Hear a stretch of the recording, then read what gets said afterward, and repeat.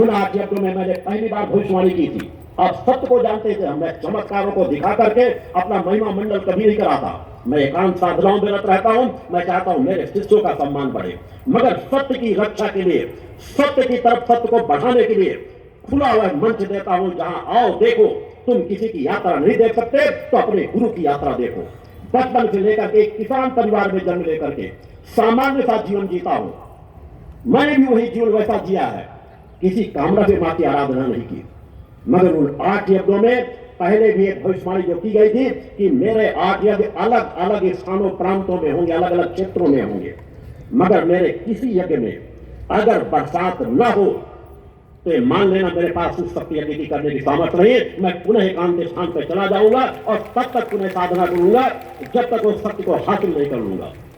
मेरे शिष्य प्रमाण है समाज के भी, अलग अलग स्थानों पर वो यज्ञ किए गए, अलग अलग मौसमों में किए गए, और हर यज्ञ में बरसात हुई, चाहे थोड़ी देर के लिए हुई। चमत्कार दिखाना पर बहुत आसान है, मगर पंचतत्वों को परम पिता की कृपा के बिना उनका आह्वान करना बिल्कुल असंभव है। उन 8 यज्ञों में, सभी यज्ञों में बरसात हुई, चाहे थोड़ी देर के लिए हुई हो। हर 8 यज्ञों में मैंने पहले चुनौती दे रखी थी, किसी गर्भ घमंड से नहीं। मैं बहुत सामान्य सा जीवन जीता हूं। मेरे जो साथ रहते हो जानते हैं, कई गर्भ घमंड मुझे स्पर्श नहीं कर गया, मगर धर्म की रक्षा के लिए अगर मैं अपने इष्ट पर गर्व नहीं करूंगा, अपने इष्ट के गुणगान को गर्व के साथ नहीं कहूंगा, तो मेरा जीवन का जीना ही धिक्कार है मेरे लिए। मैंने 8 यज्ञ में पहले कहा था कि अगर जिस यज्ञों को मैं पूर्ण करता हूं, अग्नि के बिल्कुल समक्ष बैठ करके अगर कोई 2 घंटे बैठ करके दिखा देगा तो मैं सर काट के उसके चरणों में चढ़ा दूंगा। बोलो गुरुदेव भगवान की जय। कुछ साधु संतों ने, शंकराचार्यों के प्रतिनिधियों ने आकर सूर्य का एहसास किया, कोई भी उसका सामना करने की सामर्थ्य नहीं रख सकता। मैंने कहा 15 मिनट आधे घंटे बैठ के दिखा दो, तुम या तो आलस्य में चले जाओगे या तुम्हारा उच्चाटन हो जाएगा, वो किसी रूप में हो सकता है। वहीं पर एक योगी अखंड साधना करता है, यह किसी गर्भ घमंड से नहीं है। हर यज्ञ में मैंने समाज के बीच ऐसा कोई कार्य रखा जिसे कर माध्यमों से असंभव हो। किसी चमत्कार, किसी का नाम बता देना, किसी के परिवार के बारे में बता देना, किसी की समस्या को बता देना तो बहुत आसान है। किसी की घातक बीमारी को, जिसे डॉक्टर ने भी मना कर रखा हो कि अब ये जीवन नहीं जी सकते, इनको अपने घरों में ले जाओ, उन्हें उस यज्ञ भूमि में दूर बैठा करके, कोई स्पर्श नहीं, कोई दवा नहीं, कोई अन्य चीज नहीं, केवल यज्ञ की महिमा का एहसास कराने के लिए, जो हमारे इतिहास में सब चीजें अंकित हैं कि ऋषि मुनि जब यज्ञ करते थे तो उस यज्ञ भूमि की तपस्थली का प्रभाव क्या रहता था, किस यज्ञ के फल का कितना बड़ा परिणाम मिलता था। मेरे द्वारा बुलाकर बैठाल करके केवल 11 दिन की आरतियों का लाभ दिलाया गया, और जिन्हें डॉक्टरों ने मना किया था उन्हें पूरा जीवन दान प्राप्त हुआ। बोलो गुरुदेव भगवान। एक स्थान पर रह करके देश के किसी नहीं दूसरे देशों के कि कहीं पर क्या हो रहा उसकी एक एक अक्षर पर जानकारी दी गई। सैकड़ों भविष्यवाणियां उस समय पर की गई। 2500 साल पहले अगर इस सत्य की भविष्यवाणी कोई करने की सामर्थ्य रखता हो तो करके दिखा दे।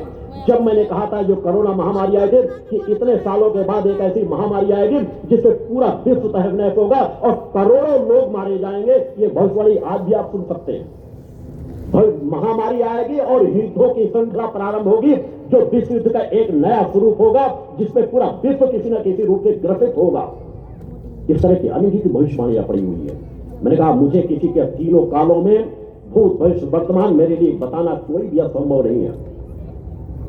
लोग हस्तरेखा देखते हैं, मैं शरीर का एक अंग देख करके, शरीर का कोई चीज देखकर उसका पूरा भविष्य बता सकता हूं। ये कार्य प्रमाण के रूप में किसी प्रचार के लिए नहीं, मैंने समाज के बीच वो किए हैं, वो रास्ते समाज को दिए हैं। मेरी साधना मैंने हिमालय पर्वतों की नहीं बताई कि मैं हिमालय पर्वतों में जाके मैंने साधना की। हाँ, मैं कौन हूं, क्या था, ये मैंने बताया है, मगर इस जीवन मैंने कहां कहां साधना की वो समाज के बीच ही है। मेरा अधिकांश जीवन समाज के बीच साधनाओं में ही गुजरा है, उसी रास्ते का मैंने चयन किया है। माता आदि सत्य जगदम्बा जगदम्बा की कृपा से कोई भी कार्य असंभव नहीं है, यदि आपके अंदर दृढ़ निष्ठा, विश्वास, समर्पण की पराकाष्ठा हो। उसी निष्ठा, विश्वास, की पराकाष्ठा मैं अपने शिष्यों में देखना चाहता हूं। जिस तरह का जीवन आपका गुरु जीता है वैसा जीवन मैं चाहता हूं मेरे शिष्य धीरे आगे बढ़े। मैं आपको घर गृहस्थ छोड़ने की बात नहीं कहता, घर गृहस्थ में रहते हुए ही आपके पास बहुत ऐसा समय रहता है जिसका उपयोग करना आप प्रारंभ कर दें तो आपका जीवन बदलता चला जाएगा, आपके परिवार का जीवन बदलता चला जाएगा।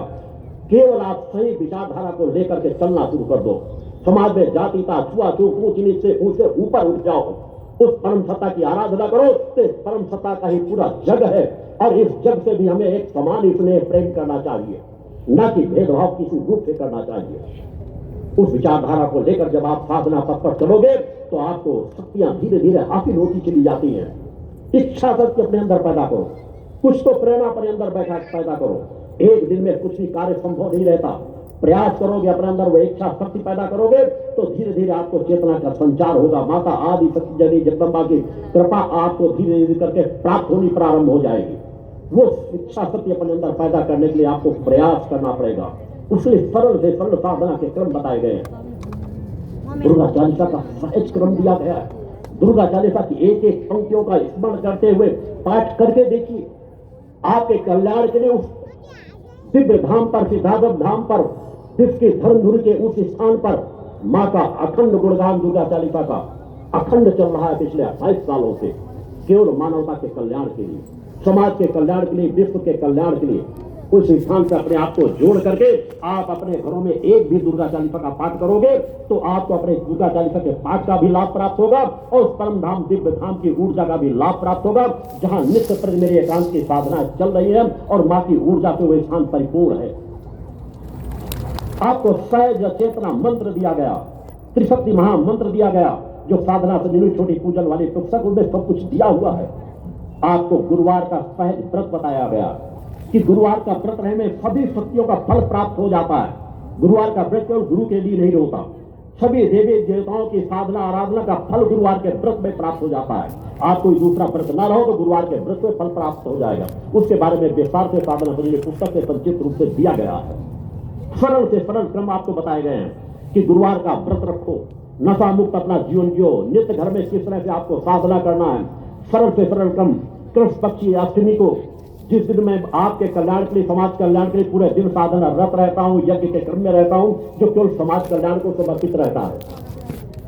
उस अष्टमी के व्रत के बारे में भी आपको बताया गया है, कई मंचों में आपको बताया गया है। तो उस विषय की जानकारी आप प्राप्त करके उन सरल से सरल क्रमों को अपना करके चल सकते हो। वो इच्छा शक्ति अपने अंदर पैदा करो। वो परम सत्ता कण कण में मौजूद है। यह मां का युग है, शक्ति का युग है, परिवर्तन आ रहा है। उस परिवर्तन के चक्र को पहचानने की कोशिश करो। जगह जगह से अनेकों केंद्रों से सत्य की आवाजें उठनी प्रारंभ हो चुकी हैं और सत्य की सभी आवाजों को ऊर्जा प्राप्त हो रही है सिद्धार्थ धाम से, जहां पर मेरी एकांत की साधनाएं सतत समाज को संकल्पित है। मैं जब अपनी साधना करता था तब तो मेरा एक चक्र ही अलग था, मगर जब से मैंने पिछले 30 सालों से समाज को अपनी साधनाओं को संकल्प किया, तब भी प्रातः 2:30 बजे से जगता हूँ, रात को 11 बजे पहले विश्राम नहीं होता। 24 घंटे में मात्र 2.5 घंटे की नींद लेता हूँ। भोजन जितना एक छोटा बच्चा करता होगा उससे भी कम भोजन करता हूँ। फिर भी चेतनता के साथ कार्य करता हूँ। अपने गुरु को देखो, गुरु के साधना पक्ष को देखो, गुरु के निष्ठा विश्वास समर्पण की उस विचारधारा को थोड़ा भी स्पर्श करने में प्राप्त कर लोगे तो तुम्हारा जीवन बदलता चला जाएगा। हम अपने इष्ट पर ऐसी एक निष्ठा विश्वास समर्पण की पराकाष्ठा को लेकर के चले, जहां पर कुछ भी संशय नाम की चीज न हो। जिस पथ पर चलकर हमारे ऋषियों मुनियों ने सब कुछ हासिल किया है, उसी पथ पर के हमको चल करके हमारे जीवन का कल्याण छिपा है। आप जीवन में किसी क्षेत्र में कार्य कर रहे हो, नौकरी हो, व्यवसाय हो, राजनीति हो, समाज सेवा हो, किसी कार्य में कर रहे हो, यदि आप साधना पथ को अपना लोगे तो आपको उसी क्षेत्र में आपकी सफलताएं मिलने लगी। उस क्षेत्र में आपको बढ़ने के और रास्ते खुलते चले जाएंगे। अपने बच्चों को यदि आध्यात्मिक संस्कारों से परिपूर्ण कर दोगे तो कभी वह असहाय असमर्थ जीवन नहीं जिएंगे। उनके अंदर चेतनता होगी, वो किसी न किसी पक्ष में सफलता की ऊंचाइयों को चढ़ते चले जाएंगे। बस माता आदि शक्ति जगत जननी की आराधना हम सच्चे मन से करें, सहज मन से करें, अपने जीवन में पवित्रता को धारण करके करें। माता भगवती से क्या मांगना है, मैं आपको कल के चिंतन बताया था कि माता से मांगना है तो बस 3 बातें मांग लो। उन 3 बातों में सब कुछ सार समाहित है। भक्ति मांग लो, ज्ञान मांग लो और आत्मशक्ति मांग लो। जिस व्यक्ति के अंदर, जिस साधक साधिका के अंदर उस परम सत्ता की भक्ति आ गई, ज्ञान आ गया, आत्मशक्ति आ गई, तो फिर क्या शेष बचेगा? फिर तो तुम स्वयं पुरुषार्थी बन जाओगे। तुम स्वयं परोपकारी बन जाओगे। तुम अपनी ऊर्जा के बल पर अपनी हर समस्या का समाधान करने में सफल हो जाओगे। जो सहज सरल पथ है, कहां कहां गिड़गिड़ाते फिर रहे हो, कहां कहां भटकते फिर रहे हो, फिर भी समस्याओं का समाधान नहीं। एक बार अपने अंदर झांक करके देखो, एक बार अपनी इष्ट की आराधना करके देखो, अपने आप को ऊर्जावान बना करके देखो, अपने आप को पुरुषार्थी परोपकारी बना करके देखो, फिर देखो तुम्हारे कदम किस तरह से आगे की ओर बढ़ते चले जाते हैं। अपने जीवन में 3 बातों को सदैव ध्यान रखो। किसी परिस्थिति में उन 3 बातों का कभी भी त्याग मत करना। जीवन का कोई मोड़ आ जाए, संघर्ष की कोई परिस्थिति आ जाए, अगर उन 3 बातों का आप त्याग नहीं करोगे तो निश्चित रूप से आने वाली हर समस्या का समाधान आप अवश्य प्राप्त कर लोगे। और वह है धर्म, धैर्य और पुरुषार्थ। जीवन में धर्म, धैर्य और पुरुषार्थ का कभी भी त्याग न करें। किसी भी परिस्थिति में कोई समस्या आ जाए, अपने धर्म का त्याग मत करो। धर्म पर अडिग रहो। जीवन के अंतिम सांस तक, समस्या के निदान के अंतिम चरण तक अपने धर्म का कभी भी त्याग मत करो। थोड़ी सी किसी भी जीवन में समस्याएं आ जाती हैं, वो तुरंत विचलित ज्यादा पहले होता है। धर्म के क्रम भूल जाते हैं, उनके अंदर विचलन आ जाता है। जब हमारा मन विचलित हो जाएगा तो हमारा धर्म हमसे बहुत दूर चला जाता है। हम उस समय और धर्म पर अडिग रहे कि कोई भी परिस्थिति आ जाए, अगर वो कोई कह भी दे तुम अपने धर्म को छोड़ दो, तुमको ये सफलता प्राप्त हो जाएगी, तो कह दो इस तरह की सैकड़ों लाखों सफलताओं को हम पैर पे ठोकर मार देंगे, मगर अपने धर्म का त्याग नहीं करेंगे। धैर्य, अपने जीवन में ऐसा धैर्य धारण करो, अडिग हो। एक ऐसा धैर्य जिसकी अथाह गहराई हो। धैर्य तुम्हारे जीवन में है तो हर समस्या में यदि आपने धैर्य धारण कर लिया और धैर्यता के साथ यदि तुमने जीवन के किसी कार्य को किया तो आपके जीवन में सफलता सुनिश्चित है। और पुरुषार्थी जीवन, जीवन के अंतिम समय तक किसी भी संघर्ष की कोई परिस्थिति आ जाए, अपने पूरे पुरुषार्थ, पूरी क्षमता के साथ उस परिस्थिति का सामना करो। पुरुषार्थी बनकर के जीवन जियो, असमर्थ असहाय बनकर के नहीं। अंतिम क्षण तक लड़ना सीखो, अंतिम क्षण तक संघर्ष करना सीखो। अगर तुम्हारे अंदर वो क्षमताएं आ गई तो किसी क्षेत्र में तुम पराजित नहीं हो सकते।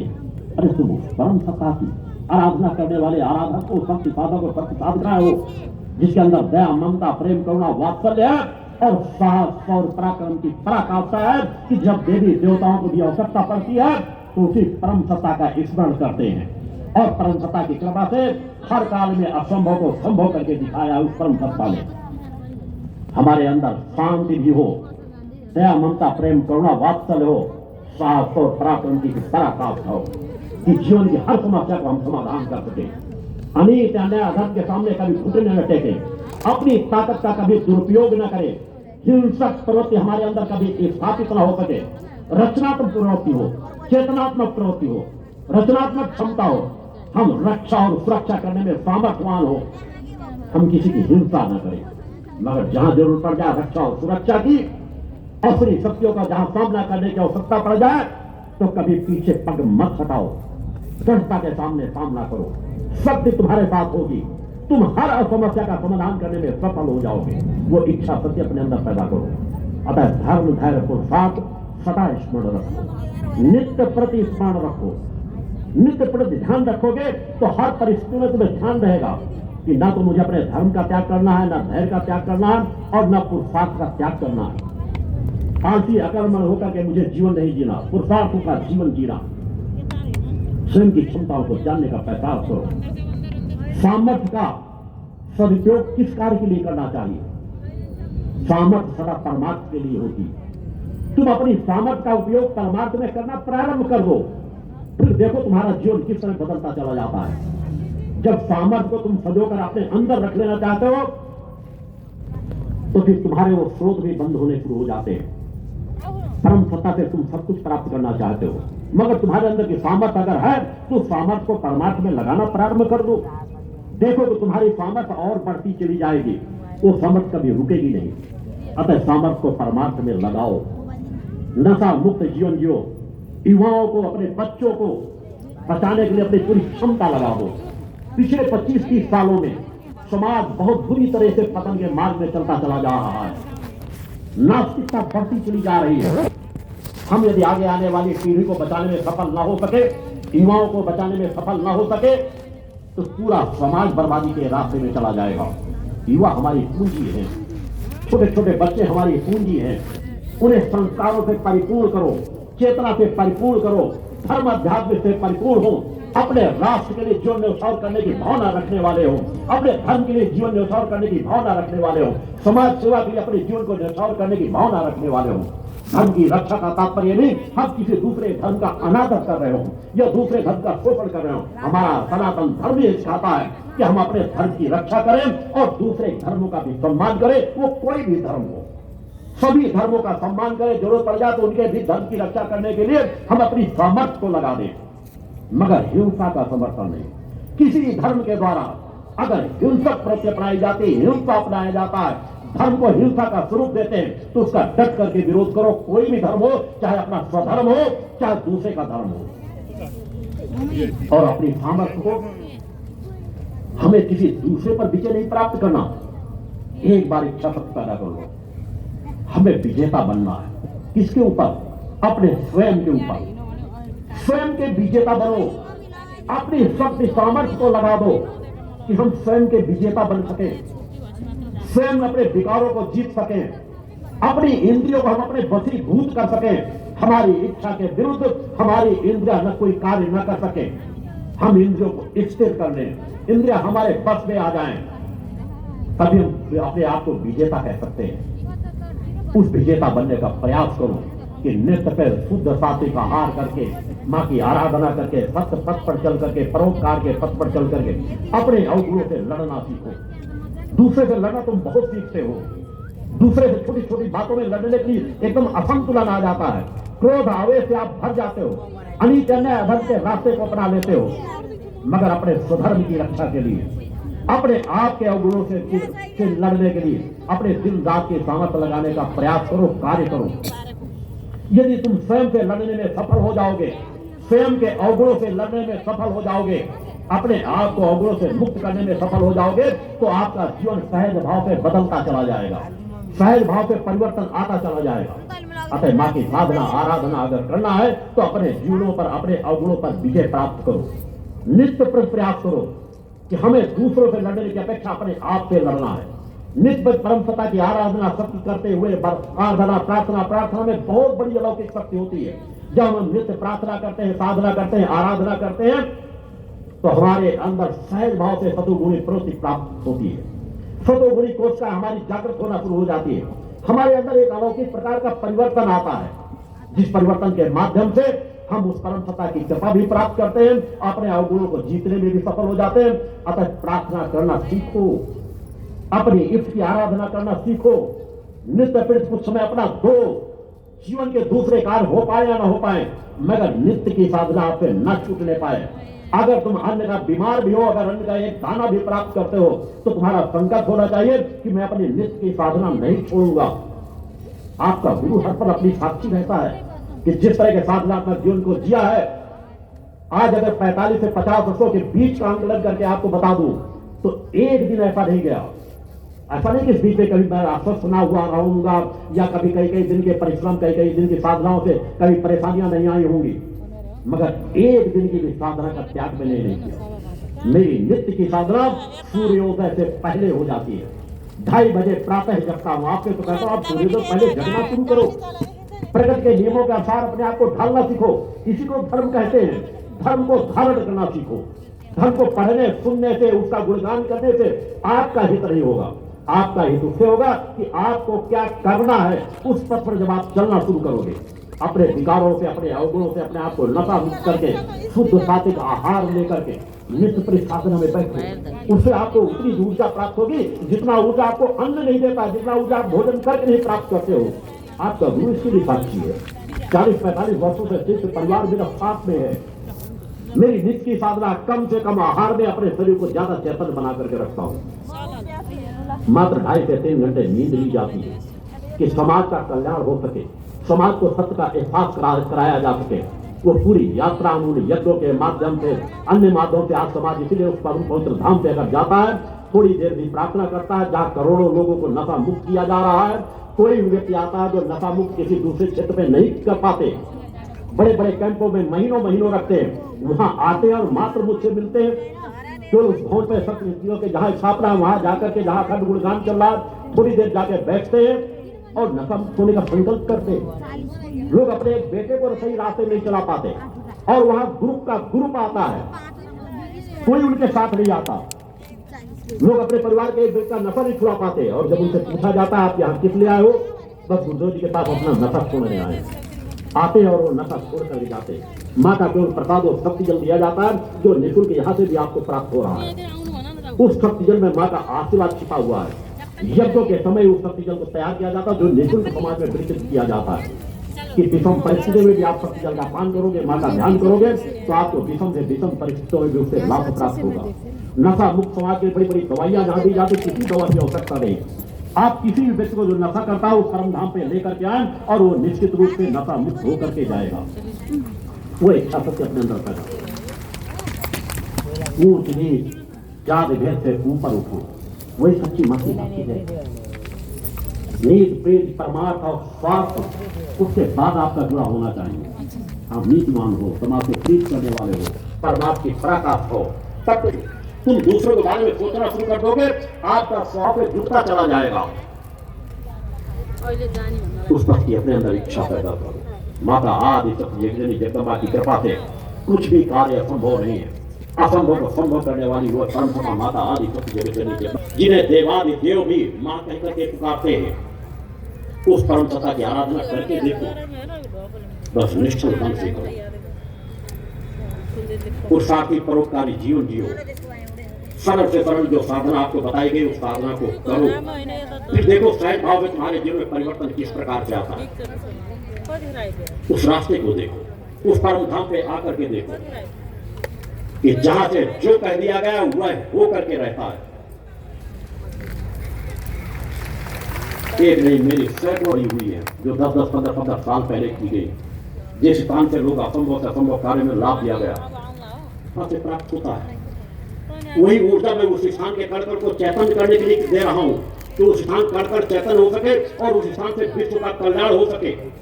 बहुत कम समय मेरे पास है समाज के बीच समय देने के लिए। अभी मेरे शेष 100 यज्ञ पड़े हुए, एक एक यज्ञ में 11-11 दिन का समय अग्नि के समक्ष देना पड़ता है। 8-8, 9-9 घंटे एक आसन में बैठ करके साधना करनी पड़ती है बिना अन्न जल को ग्रहण किए।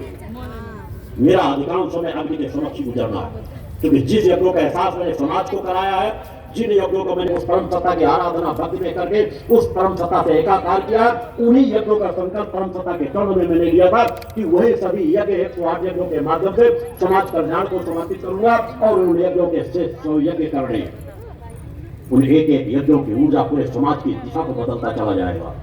बस हर पल ध्यान रखो, हम बदलेंगे जग बदलेगा। ये नारा नहीं, हमारे स्वभाव में ढल जाना चाहिए कि हम कहने वाले नहीं करने वाले बन जाए। हमको स्वयं को बदलना है। दुनिया बदले ना बदले, हम बदल जाएं, और हम बदल जाएंगे तो दूसरा बदलना सुनिश्चित है। किसी सुगंधित पुष्प के बगल से निकलने वाला उस पुष्प के अनादर करने वाला भी उस पुष्प की महक से वंचित नहीं हो सकता। उस पुष्प की महक का एहसास जरूर करेगा, उधर उसका सत्य का आकर्षण जरूर होगा। उस शक्ति साधक को सत्य साधिकाएं बंद करके देखो, साधना पथ पर चल करके देखो, सात्विकता परियुक्तता से आराधना करके देखो। जिस चीज पर भी आपकी आस्था विश्वास हो, सच्चे मन से उस चीज की आराधना करके देखो। भक्ति ज्ञान और आत्मशक्ति के लिए, अपनी आत्मा के आत्म कल्याण के लिए, केवल भौतिकताओं की समस्याओं के लिए। समस्या तो बड़ी तुच्छ है, जो सहज भाव से समस्या का समाधान सहज होता चला जाता है। ये तुम सत्य पथ पर बढ़ना प्रारंभ करो। आज करोड़ों करोड़ों लोगों के जीवन में वो आज वही शक्ति साधक और शक्ति साधिकाएं बनाई जा रही है कि हम उस ऋषियों मुनियों की उस गौरवशाली परंपरा, जिसके विषय में मैंने कहा कि भारत भूमि और नेपाल राष्ट्र दोनों एक ऐसे रावतन की गौरवशाली परंपरा से भरे पड़े हैं। सत्य को ग्रहण करें, सत्य को हासिल करें, उसी गौरवशाली परंपरा के हम संवाहक बन जाएं, हम उनका बन जाएं। ऐसा जीवन हमें जीना होगा, और जब ऐसा जीवन जीना प्रारंभ कर दोगे तो आपके जीवन में सहज भाव से परिवर्तन आता चला जाएगा। माँ का अखंड गुणगान दुर्गा चालीसा पाठ के माध्यम से अखंड पिछले 28 वर्षों से आपके बीच चल रहा है। आपसे कहा जाता बस एक दुर्गा चालीसा का पाठ ही नित्य कर लो, समय तो चाहे जितना कर लो उसका लाभ प्राप्त होगा। आप उस कड़ियों से जुड़ जाओगे तो सहज भाव से वहां की ऊर्जा का लाभ आपको प्राप्त होगा। आपका गुरु जो वहां नित्य प्रति साधना में रत रहता है, उन साधनाओं का संकल्प भी नित्य प्रति का समाज कल्याण के लिए। मैं जब किसी शिविर के लिए आता हूं तो काफी समय पहले उन साधनाओं का संकल्प करने का संकल्प लेकर के आता हूं। यहाँ पर जब भी आता हूँ, चाहे एक दिन पहले आ जाऊं चाहे 2 दिन पहले आ जाऊं, एक भी व्यक्ति से कभी नहीं मुलाकात करता। इसलिए क्योंकि आपके कल्याण के लिए एक संकल्प लेकर के आता हूँ। यदि मैं चंद लोगों से मिलना प्रारंभ कर दूं उसके पहले तो लोग कहेंगे कि शायद कुछ अमीर लोग होंगे उनसे मिलना है, लोग होंगे उनसे मिलना है, या शायद उन्होंने कुछ गुरु जी को दे रखा होगा। मैंने कहा मेरे लिए समापन से बड़ा आप अपने अवगुण मुझे दे दो, बस वही मेरी कामना रहती है। आज तक के पूरे यात्रा में मैंने कभी धन को माध्यम बनाकर एक भी कार्यक्रम नहीं किया। दुनिया का एक भी व्यक्ति नहीं कह सकता कि चाहे दीक्षा का कार्यक्रम हो, चाहे मिलने का कार्यक्रम हो, चाहे मेरा कोई सिर रहा हो, कभी 1 रुपए किसी से शुल्क लिया गया हो। उस तरह की यात्रा तय की जाती है। उसी यात्रा की कड़ियों से के माध्यम से समाज को लाभ प्राप्त हो रहा है। आपके गुरु को किसी चीज की आवश्यकता नहीं। जो परम सत्ता की आराधना करता है सहज भाव से, जो मुझे जिसकी आवश्यकता है वो रास्ते मेरे किसी न किसी रूप में पूर्ति होते रहते हैं। तो मैं स्वयं पुरुषार्थ करना जानता हूँ। अपने बच्चों को भी मैंने पुरुषार्थ करना सिखाया है। मैंने इसलिए अपने रगों में परिवर्तन लाओ। उस परंपरा को देखो। तुम छोटी छोटी कामनाओं में विकसित होते हो कि शायद हमारे यहाँ पुत्र जन्म ले लेगा, शायद हमारा कल्याण हो जाएगा, पुत्र हमें मुखाग्नि दे देगा तो हमारी मुक्ति हो जाएगी। इन आडंबरों से दूर हटो, जिन आडंबरों में आपको समाज अभी तक ग्रसित करता चला आया है। हमारे किसी समय बड़े बड़े ऋषि मुनि होते थे, त्यागी बलिदानी होते थे, जिन्होंने बड़े बड़े उन स्थानों की स्थापना की जहां आज भी दुनिया नतमस्तक होती ही जाकर थी। मगर धीरे परंपराओं में वहां केवल परंपराओं की रक्षा करने वाले बचे और परंपराओं को भी दिशा भ्रमित कर दिया। आप मृत के पास आपका पुत्र छोटा सा क्रियाकर्म कर देगा तो उसे आप कहते मुक्ति हो जाएगी, तो कितने बड़े दुर्भाग्यशाली हो। तुम अपने आप को पुत्र के कार्यक्रम से अपने आप को मानसिकता को जोड़ देते हो कि जब पुत्र आपका क्रियाकर्म करेगा तभी आपकी मुक्ति होगी या दान दक्षिणा कर देगा। यदि आप अपने रहते, अपने जीवन के रहते, उससे ज्यादा कुछ कर लो, नहीं ज्यादा कर सकते तो उतना ही कर लो, इस पर आश्रित होते हो। हर पल मुक्ति का जीवन जियो कि मैं हर पल मुक्त हूं, मेरा कोई क्रियाक्रम मेरी संतान करे ना करे उसकी मुझे कोई आवश्यकता नहीं। वो चीज कौओं के पास डाल दे, नदी में फेंक दे, तालाब में फेंक दे, कहीं फेंक दे। इस जड़ शरीर के साथ मेरे बाद में क्या हो रहा है इसकी मुझे परवाह होनी चाहिए। या मेरे अंदर बैठी हुई आत्मा तब तक मुक्त नहीं होगी जब तक मेरा कोई परिजन, मेरा बेटा मेरा क्रियाक्रम नहीं करेगा। इसी भेदभाव से अगर हट जाते तो तुम बेटे और बेटियों में फर्क करना भूल जाते। जितना बेटियों का सम्मान होता उतना बेटों का सम्मान होता, एक समान स्थिति आ जाती। तुम बेटों का सम्मान करते हो तो इसलिए कि बेटा होगा तभी आपका कुल वंश चलेगा। आपको 10-5 पीढ़ी पहले की बात बता दी जाए तो आपको अपने कुल वंश का ध्यान नहीं होगा। अरे तुम अकेले आए थे, अकेले जाओगे, तुम किसी कुल वंश के नहीं हो, तुम परम सत्ता माता आदि शक्ति जगत जगदम्बा के वंश के हो। उस वंश की परंपरा की रक्षा करो, उस परम सत्ता को हर पल स्मरण करके रखो कि मैं उस परम सत्ता का अंश हूं। मैं किसी बंधनों में नहीं पड़ सकता, मुझे किसी मुक्ति की आवश्यकता नहीं। मैं अपने जीवन में रहते ऐसे पवित्रता के कार्य करूं, सत्य पथ के कार्य करूं, धर्म पथ पर चलूं कि मेरा जीवन हर पल मुक्त रहे। वैसा जीवन जी कर देखो। बेटे बेटियों में फर्क करना बंद करो। माता आदि शक्ति जगत जननी जगदम्बा के चरणों पर आज तक मैंने कभी किसी अपने लिए कामना नहीं की। मेरे बचपन से लेकर के आज तक की यात्रा का समाज के बीच जो कहता हूं ऐसा जीवन जीता हूं। मैं जब मुझे गृहस्थों का जीवन का एक क्रम माता आदि शक्ति जगदम्बा मिला जिसके माध्यम से समाज के गृहस्थों को मार्गदर्शन करना था, तो मैंने आदि शक्ति जगदम्बा के चरणों में प्रार्थना की कि माँ अगर मेरे परिवार में बच्चों का जन्म लेना है तो सिर्फ और सिर्फ बेटियां, मुझे बेटों की आवश्यकता नहीं। और मेरी बेटियां पूजा सजा ज्योति आज समाज को दिशा देने वाली है। ये मेरे खून का प्रभाव है कि मेरी बेटियों को दुनिया कोई ताकत भटका करके देखे, कोई प्रलोभनों में ले जाकर के देखे, वो समाज सेवक है, साधुओं का जीवन जीती है, परोपकार उनके रोम रोम में बसा हुआ है। और उनकी नहीं, उनकी आगे आने वाली आज पीढ़ी भी जिन बच्चों को आप देख रहे हो उनका पूरा बच्चों का जीवन ही समाज सेवा को समर्पित रहेगा। वो कभी भी भौतिकतावाद के झंझावातों में उलझ नहीं पाएंगे। ये होती है सत्य की ताकत। जहां आज हम देखते हैं कि अनेकों ऋषियों मुनियों को धार्मिक स्थान जहां पर उन्होंने साधना तपस्या की होगी, वो चाहे खंडहर हो गए हों, मगर आज वहां बैठने में ज्यादा शांति प्राप्त होती है। और जहां वैभवशाली आज बड़े बड़े आश्रम करोड़ों अरबों रुपए की लागत से बन रहे हैं, वहां बैठकर वो शांति प्राप्त नहीं होती। तप त्याग तपस्या से जो तरंगे वहां व्याप्त होती है, वो युगों युगों तक रहती है। जब तक ये धरती रहेगी तब तक उनकी ऊर्जा वहां पर मौजूद रहेगी। और ऐसे ही ग्रंथ की एक स्थापना उस दिव्य धाम परम सिद्धाश्रम धाम में भारतवर्ष में की गई है, जहां पर मेरे द्वारा एक एक कण को वहां चेतन करने के लिए दिन रात एक किया जा रहा है कि समाज अगर विषम से विषम परिस्थिति में भी उस पवित्र स्थल में आकर थोड़ी देर भी अगर बैठे तो उसे शांति की अनुभूति हो। और वह तो अभी प्रथम चरण है। आगे आने वाला ये भविष्यवाणी मेरे ध्यान रखना, आगे वाला विश्व के दोनों कोने कोने से लोग आकर के उस पवित्र स्थल पर नतमस्तक होंगे। वो एक ऐसी धर्म की धुनी बनेगी जहां से पूरे विश्व कल्याण को ऊर्जा प्राप्त होगी, जहां साधक और साधिकाएं तैयार होंगी। मेरा तप त्याग निरर्थक कभी भी नहीं जाएगा। मैंने एक रास्ता चयन किया है, समाज के किसी भी प्रलोभनों से अलग हट करके मैं समाज के दान के दिए हुए पैसे से अपना जीवोपार्जन नहीं करता, न अपने बच्चों का जीवोपार्जन करने देता हूँ। मैंने उन्हें स्वयं मेहनत परिश्रम पुरुषार्थ का रास्ता बताया कि उस रास्ते को तय करो, जो उपार्जन होगा उसे भी समाज सेवा के कार्यों में लगाओ, अपने लिए उतना ही अवसर खर्च करो जितना नितांत आवश्यक है। वैसा जीवन जियो, परोपकारियों का जीवन जियो। समाज के दान के दिए हुए समर्पण के एक एक पैसे का उपयोग समाज सेवा में होता है, और दान तो मैं कभी स्वीकार ही नहीं करता। दान शब्द से ही मुझे नफरत है। दान अगर देना है तो गरीबों को दो, जो तुम्हारे सामने हाथ फैला करके मांग रहे हो।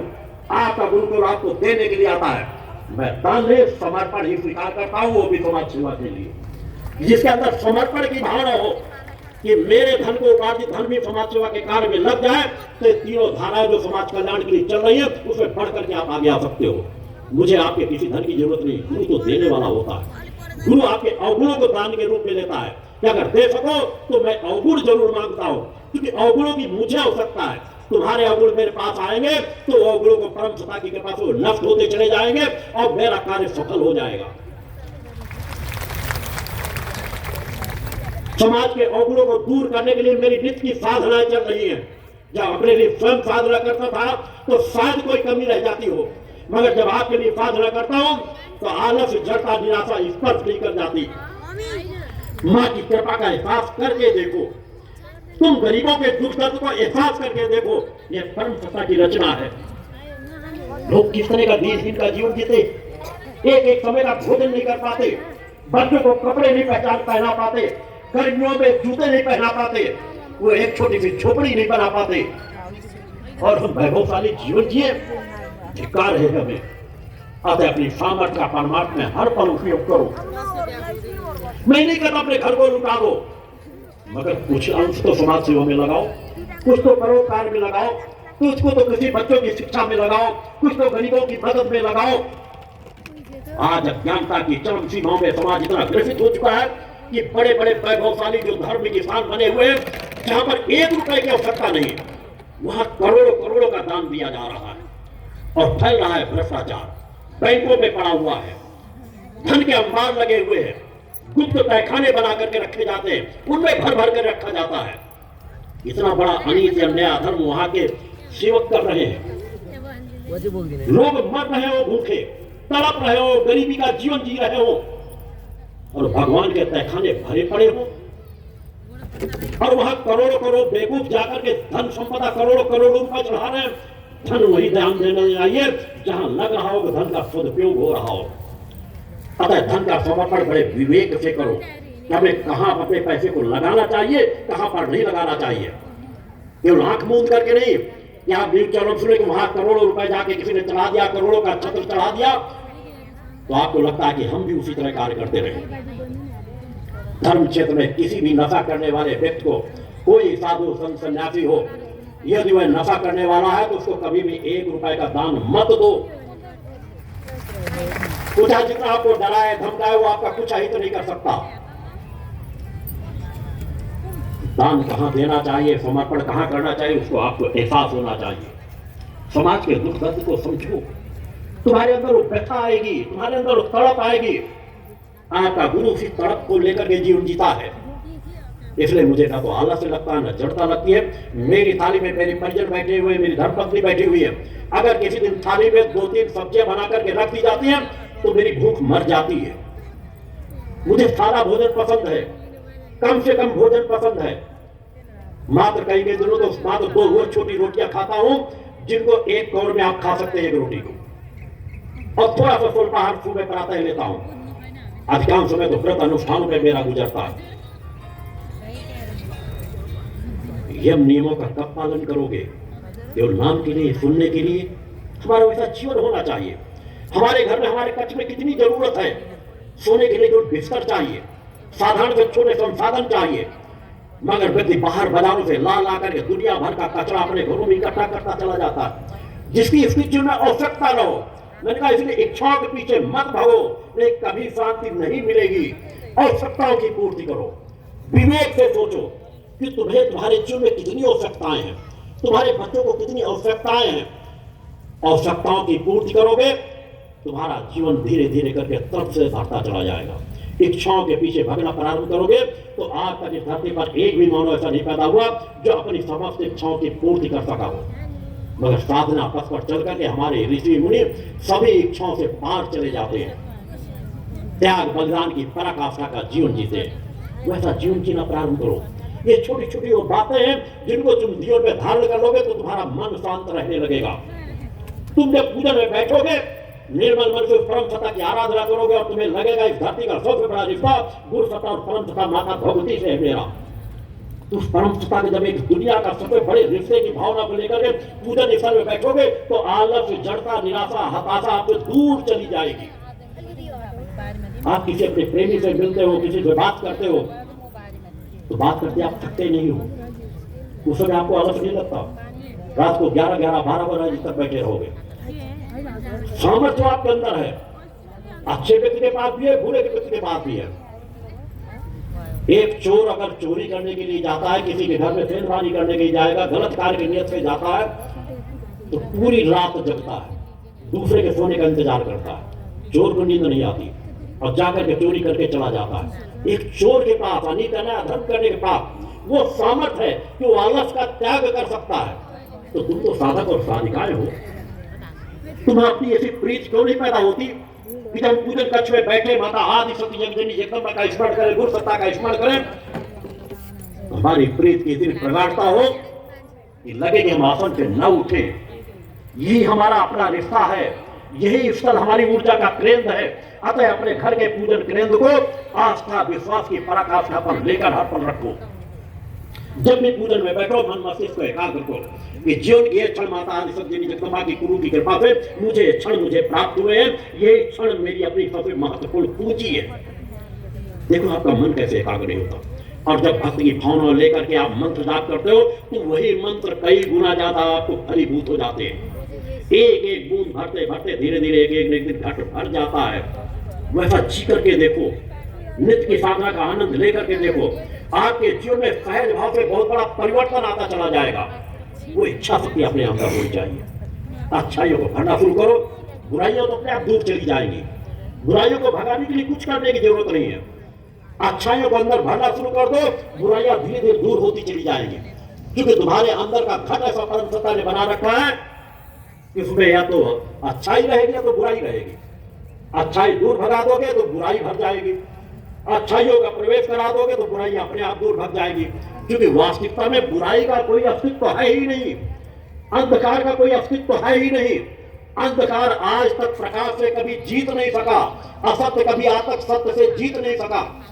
किसी भी काल कोठरी में जो हजारों साल से अंधकार भरा हो, एक श्राप कर दो, सूर्य की एक किरण जाती है, एक मिनट में अंधकार भग जाता है। तो आपको अपने अंदर के अंधकार को प्रकाशित करना है, भगाना है। और उसके भगाने के लिए आपका पास वही रास्ता है कि अपने आहार विचार व्यवहार में परिवर्तन लाते हुए नित्य प्रति अपनी साधना को मन मस्तिष्क को एकाग्र करके करो। सच्चे मन से परम सत्ता के चरणों में प्रार्थना करो। मांगना है तो भक्ति ज्ञान और आत्मशक्ति मांगो, जिसमें आपकी सभी समस्याओं का समाधान छिपा हुआ है, जिनके विषय में विस्तार से मैंने चिंतन दे रखा। नित्य जो आरती करो, उन आरतियों का फल आपको किस प्रकार प्राप्त होता है इसके विषय मैंने विस्तार से आपको बता रखा। मन मस्तिष्क को एकाग्र करके अपने घर को मंदिर समान मानो। आपके घर में माँ का ध्वज टंगा हुआ हो, आपके घर में रहने वाला हर व्यक्ति नशा मुक्त हो। कोई भी अतिथि हो, आपका जितना ही मान सम्मान मान दान क्यों ना आ जाए, वो भी अगर चौखट में आपको लगे कि नशा कर रहा है तो उसे कहो भैया पहले पार खुला कर लो, जाके पान सुपारी भी कर खा के आए हो, उसके बाद आप हमारे चौखट के अंदर प्रवेश करो। हमारा घर एक मंदिर है, हम मंदिर को दूषित नहीं होने देंगे।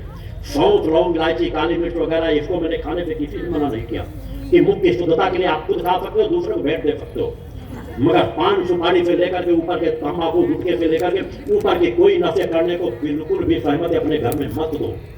कोई नशा करके आपके दरवाजे पे आ जाए, शराब पी के आ जाए तो कहो जब तक नशा न उतर जाए तब तक घर के बाहर रहो। नशा उतर जाए, प्लास्टिक हो तो हमारे घर के अंदर प्रवेश करना। जिससे मंदिरों की पहले रक्षा होती थी, कोई नशा करके नहीं जा पाता था। अब अलग बात है, लोग मंदिरों में भी नशा करके जाते हैं। वो पुजारियों को पैसा देने वाले हो, जो करोड़ों का दान देने वाले हो, चाहे नशा करके जाए कोई, क्योंकि धीरे धीरे करके पतन होता चला जाता है। हम उन स्थानों की सुरक्षा नहीं कर पा रहे। तू निशानों को पूर्णतः नशा मुक्त करे, अगर तू निशानों को पूर्णतः नशा मुक्त करे तो निशानों की ऊर्जा और कई गुना ज्यादा होगी। आज हमारे दोनों देशों में, नेपाल राष्ट्र हो या भारत भूमि हो, धर्म अध्यात्म से भरे हुए केंद्र हमारे हैं। उन केंद्रों की ऊर्जा की रक्षा करने में यदि हम सफल हो जाएं, क्योंकि वो कर्म हमारा है। धर्म को जिताने के लिए हमको धर्म को धारण करना पड़ता है। परम सत्ता की स्थापना ऋषियों उन्होंने समाज के कल्याण के लिए किया है। वहां की रखरखाव, देख रेख करना, सफाई स्वच्छता का ध्यान रखना, ये हमारी जिम्मेदारी है। और उनको हम उसी रूप से अगर रखरखाव करते चले जाएं तो उसकी ऊर्जा कई गुना ज्यादा बढ़ती चली जाती है। अतः वह इच्छा शक्ति अपने अंदर पैदा करके सत्य धर्म के पथ पर चलना सीखो। आपके गुरु का रोम रोम समाज कल्याण के लिए समर्पित है, जीवन के अंतिम सांस तक समर्पित रहेगा। नित्य की मेरी साधना हो या आगे आने वाले 100 यज्ञ हो, उन यज्ञों की ऊर्जा से समाज किस प्रकार के लाभान्वित होगा यह आने वाला समाज देखेगा। समाज विषमताओं से भरा हुआ है। दुनिया की कोई ताकत विश्व युद्ध को नहीं रोक पाएगी। विश्व युद्ध सुनिश्चित है, होकर के रहेगा।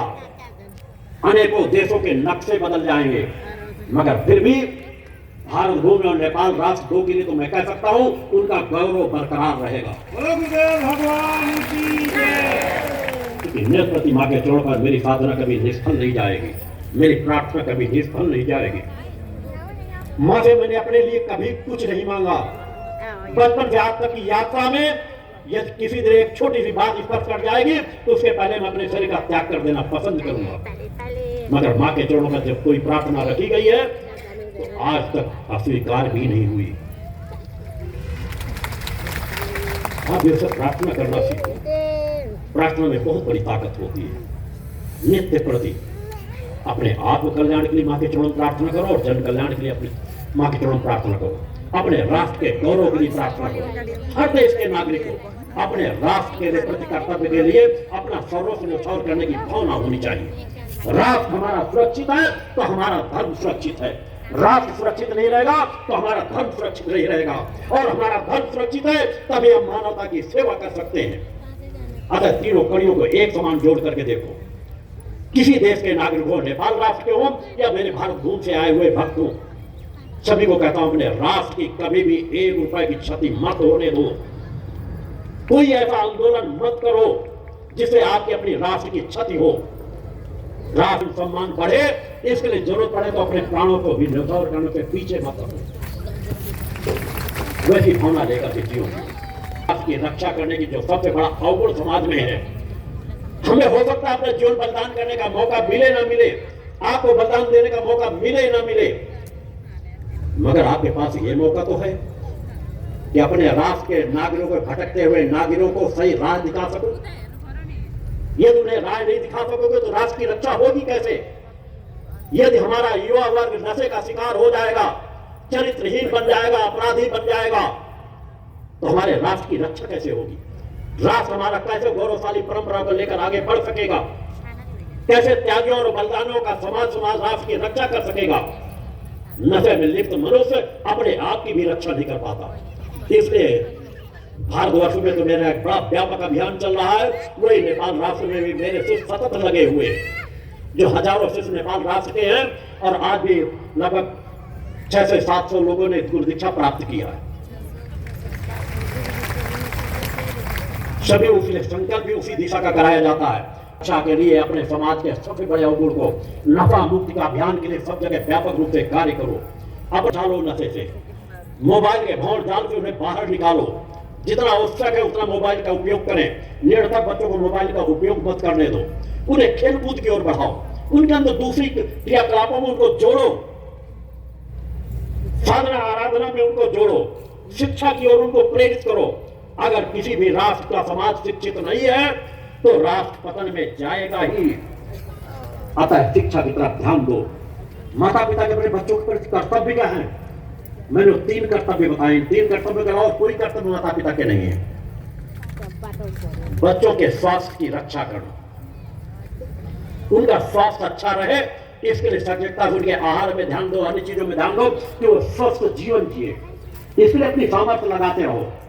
उन्हें अच्छी शिक्षा दी जा सके, उन्हें अच्छी शिक्षा दी जा सके, उसके लिए अपनी पूरी क्षमता लगा दो।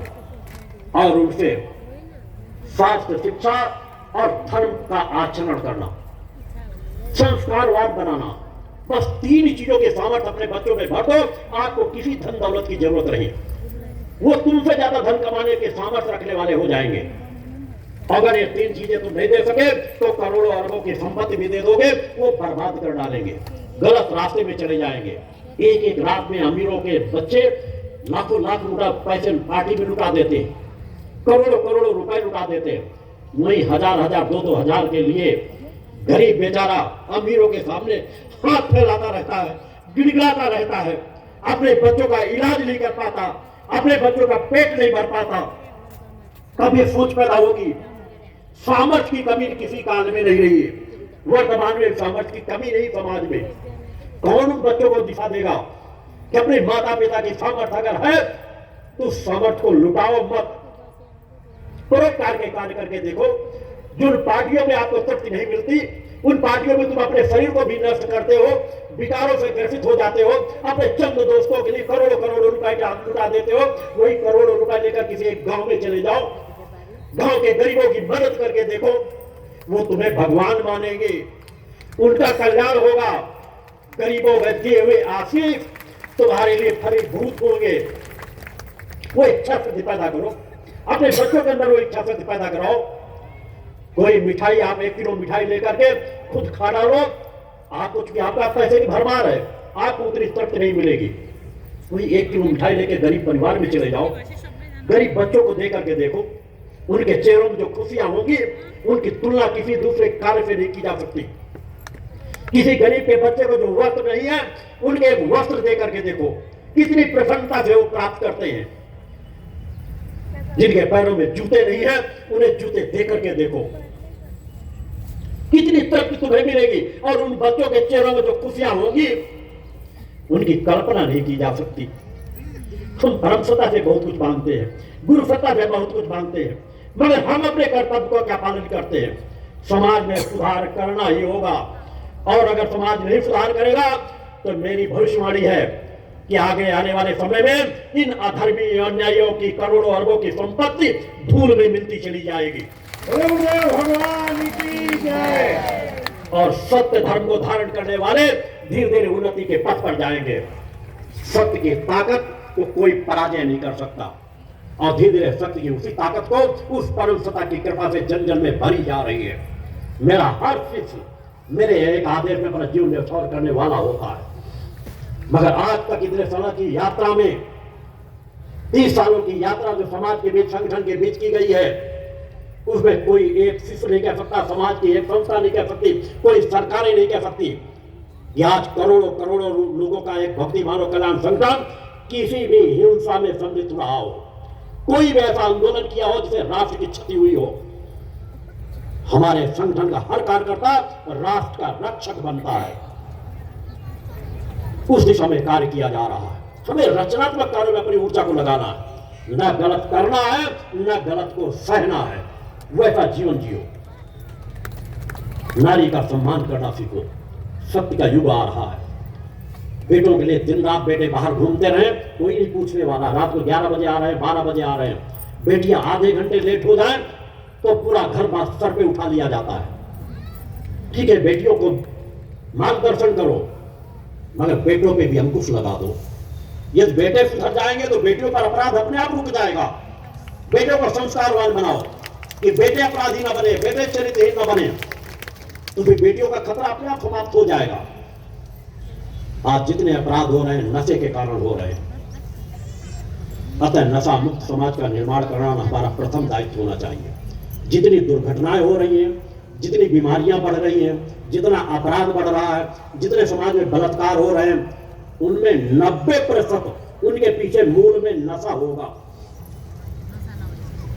अतः मेरा सभी समाज से आह्वान है, अपने शिष्यों से आह्वान है, नेपाल राष्ट्र से भी आह्वान है, नेपाल राष्ट्र की सरकारों से भी आह्वान है कि अपने समाज को सही दिशा में ले जाना, राष्ट्र को उन्नति के पथ पर ले जाना है तो राष्ट्र को नशा मुक्त करो, नशा मुक्त बनाओ। फिर देखो समाज में कितना बड़ा परिवर्तन आता है। भक्ति मानव कल्याण संगठन के कार्यकर्ता डोर टू डोर संपर्क करके सतत घर पर हर घर को तलाशो, तुम्हारी कहां जरूरत है, कौन ऐसा घर है जो नशा कर रहा है, उसके परिवार को नशा को छुड़वाओ, वहां समझा के उनके हाथ पी करा के उनको प्रेरित करके, और अगर वहां नहीं छोड़ पाते तो मेरे दिव्य धाम पर लेकर के आओ, नशा मुक्त होंगे। किसी घर का एक व्यक्ति का नशा कर रहा हो, उस घर में जाकर के देखो, बहन बेटियां बच्चे उनके किस दुर्दशा का शिकार होते हैं। नित्य पत्नियों का प्रताड़ना, नौकरी से आया हुआ पैसा नशे में खर्च कर डालना, नित्य प्रतित्राओं का जीवन, और उन घरों को नशा मुक्त करा दो। उस परिवार में जितनी खुशियां आएंगी उनकी दुआएं आपके साथ लगेंगी। आप उस दिशा में कार्य करना प्रारंभ कर दो अपनी पूरी क्षमता लगा करके। जहां पर केंद्रीय कार्यालय के कार्यकर्ताओं की आवश्यकता होगी वो बराबर आते रहेंगे। अजय जी के द्वारा तो आपके अभियान में यहाँ प्रमुखता से आपको समय दिया जा रहा है।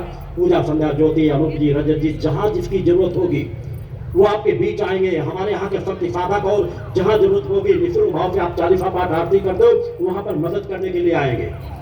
नेपाल राष्ट्र भी नशा मुक्त हो, इसलिए हम समाज का नशा मुक्त कर सके उस दिशा में हमें सरकारों का ज्यादा इंतजार भी नहीं करना, हम कार्य करना प्रारंभ कर दें। सरकारों से निवेदन अवश्य करते रहे कि हम कार्य कर रहे हैं, अगर आपका भी साथ मिल जाए तो हम ऐसे कोई क्षेत्र बताओ जहां हमारा संगठन जाके कार्य कर सकेगा, हम वहां के लोगों को नशा मुक्त करने में सफल हो जाएंगे। नशा मुक्त समाज का निर्माण हम कर दिए तो अपराध मुक्त समाज होगा और राष्ट्र गौरवशाली परंपरा की ओर बढ़ता चला जाएगा। हम कभी अनित्य अन्याय धर्म ना करें। और मेरे द्वारा जो आपको बताया गया कि नित्य प्रति अपनी साधना में करें, उसकी साधना को 6 महीने करके देखो, एक दिन का भी नागा ना पड़े। और मैंने कहा कि आपको एक अलौकिक शक्ति प्राप्त होगी। नित्य प्रति आप प्रातः जगते ही उस परम सत्ता का गुरु सत्ता का स्मरण करो, ध्यान करो और एक संकल्प लो कि मेरे द्वारा आज के दिन में कोई भी अनित्य अन्याय धर्म का काम नहीं होगा, मैं कोई गलत कार्य नहीं करूंगा। और रात को जब विश्राम करने के लिए जाओ, दिन भर ध्यान रखो ऐसा जीवन जीने के लिए। और रात को जब विश्राम सोने के लिए जाओ, बिस्तर पे बैठ जाओ तो एक बार प्रातः से लेकर के दिन भर के कार्यों पर ध्यान करो कि मुझसे कोई गलतियां तो नहीं हुई। अगर अच्छे कार्य हुए तो क्या मैं और अच्छा कर सकता, तो उसमें सोचो। अगर लगे कि और अच्छा कर सकता था तो संकल्प लो कि दूसरे दिन मैं इससे अच्छा करूंगा। कोई गलतियां हो गई हो तो फिर प्रायश्चित का भाव अपने अंदर रखो कि देखो आज मुझसे गलती हो गई है, मैं दोबारा ऐसी कोई गलती नहीं करूंगा। एक एक क्षण को याद करो, एक एक मिनट को याद करो और फिर परम सत्ता गुरु सत्ता का ध्यान करके अपने आध्यात्मिक केंद्रों का ध्यान करके जो जहां जिससे जुड़े हो, और उसके बाद नींद में जाओ। 6 महीने करके देखो, नित्य प्रातः से उठ करके सायंकाल तक। मैंने कहा कि जो आपके निरर्थक स्वप्न आते हैं, डरावने स्वप्न आते हैं, विकारात्मक स्वप्न आते हैं, वो स्वप्न आपको दूर हो जाएंगे। आपको अच्छे स्वप्न आने प्रारंभ हो जाएंगे। आपको अपने इष्ट के देवी देवताओं गुरुओं के दर्शन प्राप्त होने लगेंगे। और धीरे धीरे इस प्रक्रिया को अगर आप 6 महीने एकनिष्ठ होकर के देखो, आपको भविष्य की घटनाएं दिखाई देने लगेंगी। जो भविष्य की घटनाएं जैसा देखो वैसा सिद्ध होंगी। आपके अंदर उस परम सत्ता ने, विराट सत्ता ने पूरा निखिल ब्रह्मांड भर रखा है। चिड़ियों के पास, जीव जंतुओं के पास क्षमताएं आ जाती है कि भूकंप आने वाला होता है तो बता देती है चिड़िया के आजकल इनको परीक्षण के किस तरह से बिल्लियां रोना शुरू कर देती है, कुत्ते किस तरह जीवन जीते हैं, सियार किस तरह का जीवन जीते हैं, कुछ पक्षी है तो किस तरह का जीवन जीने, किस तरह की आवाजें करना शुरू कर देते हैं। मगर मनुष्य कितना जड़ हो गया, उन चिड़ियों का तो भी परीक्षण करता है, कभी एक बार नहीं सोचता। उस परम सत्ता की सबसे सुंदर कृति, इस भूतल की, इस लोक की सबसे सुंदर कृति इंसान है, जिसके पास निखिल ब्रह्मांड समाहित है। वो भाग्य वाली घटनाओं का एहसास भी नहीं कर पाता।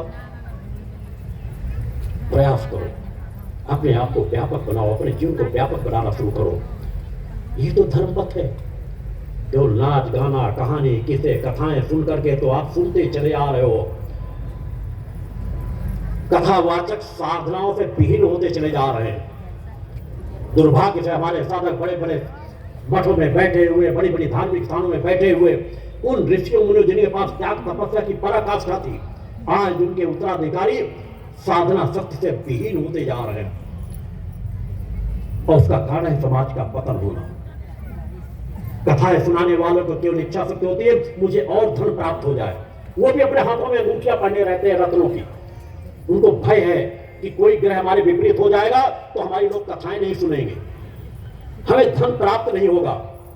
कथाएं होनी चाहिए, मैं उसका विरोधी नहीं हूं, मगर कथावाचक शुद्ध सात्विक पवित्र और तपस्वी होना चाहिए, तभी उसकी कथा फलदायी होती है। नहीं एक कथा सुना के कहते हैं कि आपका कल्याण हो जाएगा, आपको मुक्ति प्राप्त हो जाएगी, सब कुछ ना मालूम क्या क्या एक एक कथाओं में कितने बड़े बड़े वर्णन करते रहते हैं। आज वो कथावाचकों की मुक्ति नहीं हुई जो हजारों हजारों कथाएं सुना चुके हैं।